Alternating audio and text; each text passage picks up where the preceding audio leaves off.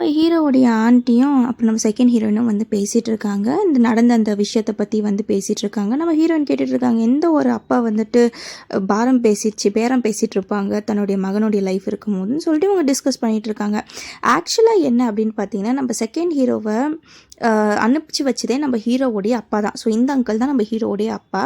இவர் தான் வேவு பார்க்க சொல்லி நம்ம செகண்ட் ஹீரோ வேவு பார்க்க சொல்லி அமைச்சிருக்காரு. இந்த பக்கம் நம்ம ஹீரோவும் வந்து போயிட்டுருக்கிறது நம்ம செகண்ட் ஹீரோவும் அவன் ஃப்ரெண்டும் பார்த்துட்டு 2 பேருக்குள்ள ஏதோ போயிட்டுருக்குன்னு பேசிகிட்டு இருக்காங்க. உடனே நம்ம செகண்ட் ஹீரோ சொல்வார், ஒருத்தவங்களை பற்றி தெரியாமல் அவங்கள பற்றி பேசக்கூடாது உள்ளுக்குள்ளே. உடனே நம்ம ஹீரோடைய ஃப்ரெண்டு, இங்கே பாரு, நீ முக்கியமாக அந்த ஹீரோயின் கிட்டது விலகி இருக்கணும்.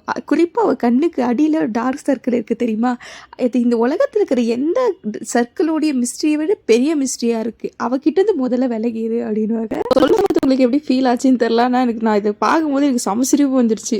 பண்ணிட்டு நம்ம ஹீரோயினை காமிக்கிறாங்க. நம்ம ஹீரோயின் கேட்குறாங்க, நான் எதனா நோட்ஸ் உங்களுக்காக படித்து காமிக்கணுமான்னு. உடனே நம்ம ஹீரோ அவங்க சொன்னதெல்லாம் என் மைண்டில் இருக்குது அப்படின்னும் போது நம்ம ஹீரோயின் சொல்லிட்டு இருப்பாங்க, நீங்கள் எவ்வளோ பிஸியாக இருக்கீங்கன்னு இப்போ தான் எனக்கு தெரியுது, எப்போ பார்த்தாலே நீங்கள் அந்த பைனாக்குலரை வச்சு வெளியில் எட்டி பார்த்துட்டு இருப்பீங்க, அதை தான் நான் பார்த்துருக்கேன் அப்படின்னு சொல்லிட்டு நம்ம ஹீரோயின் சொல்லிட்டு இருப்பாங்க. நம்ம ஹீரோயின் கேட்பாங்க, ஆமாம் இவ்வளோ பிஸியாக இருக்கிறீங்க, இதில் வேறு பைனாக்குலரை வச்சு என்ன தான் வெளில பார்த்துட்டு இருப்பீங்கன்னு போது நம்ம ஹீரோ உடனே, ஆமாம் இப்போ தான் உன்னுடைய ஆவி உலகத்துலேருந்து வெளில வந்து என் உலகத்தை பார்க்கணும்னு தோணுதா உனக்கு அப்படின்பாரு. அடுத்து என்னாச்சுன்னு அடுத்த பாட்டில் பார்க்கலாம்.